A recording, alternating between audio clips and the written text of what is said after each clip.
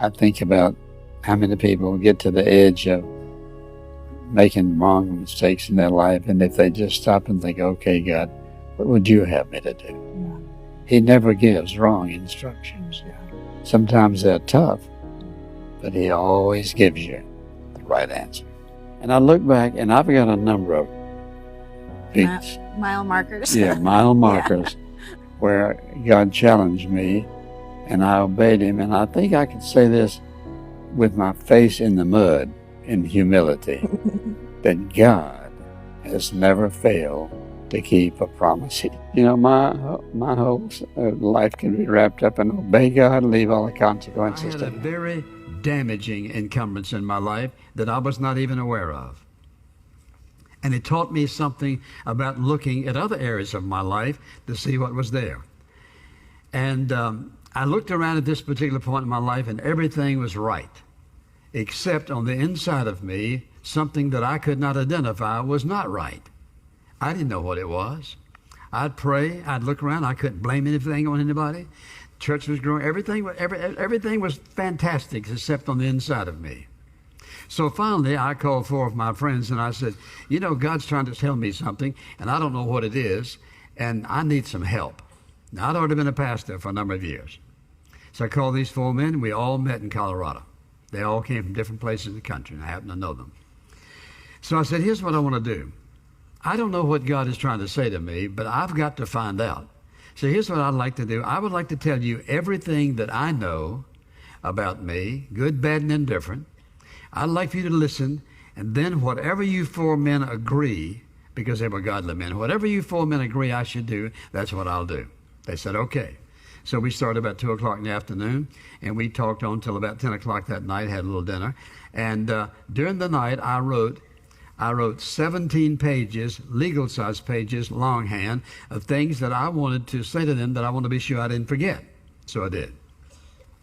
Next morning, we talked on till about 10 o'clock, and one of these men said, Charles, put your head on the table and close your eyes.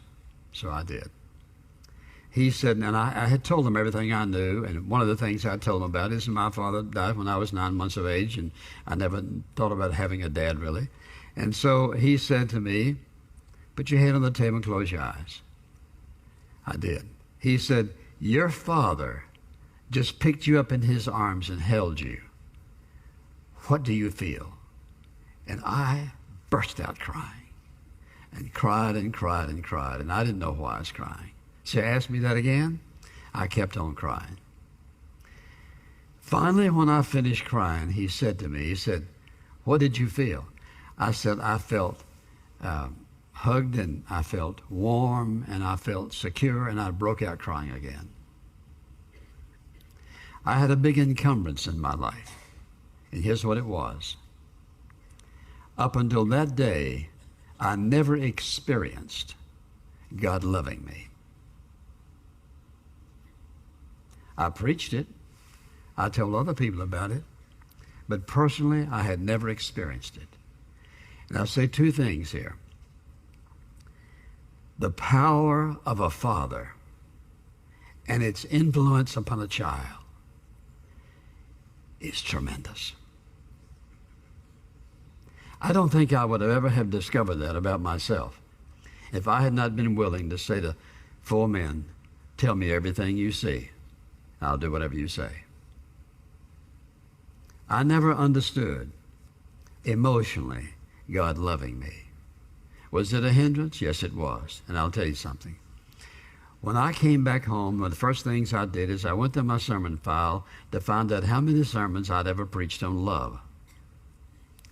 1. Hundreds and hundreds and hundreds and hundreds and hundreds, only 1.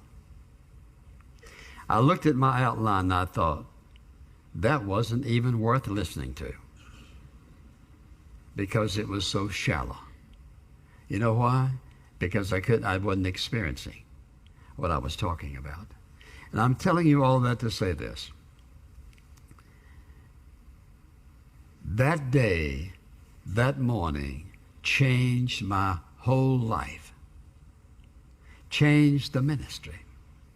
Changed everything I felt about the Christian life, because all of a sudden, God just stripped me of something that had been a part of my life all those years. Now, I could have gone back and said, God, why'd you take my father? But that wasn't the issue. The issue was his absence.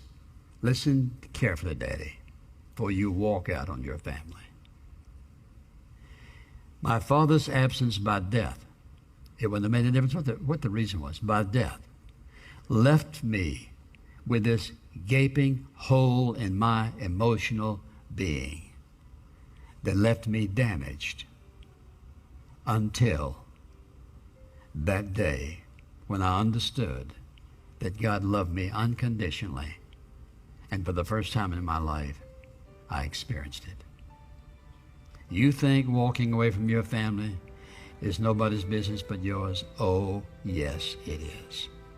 There are millions of kids today who are suffering and who have an encumbrance upon them that you, Father, don't think you had any responsibility for. Yes, you do. You will pay a price for that sin of walking away from your children. Atlanta pastor Dr. Charles Stanley has passed away aged 90. First Baptist Church Atlanta tweeted information on Tuesday. Dr. Charles F.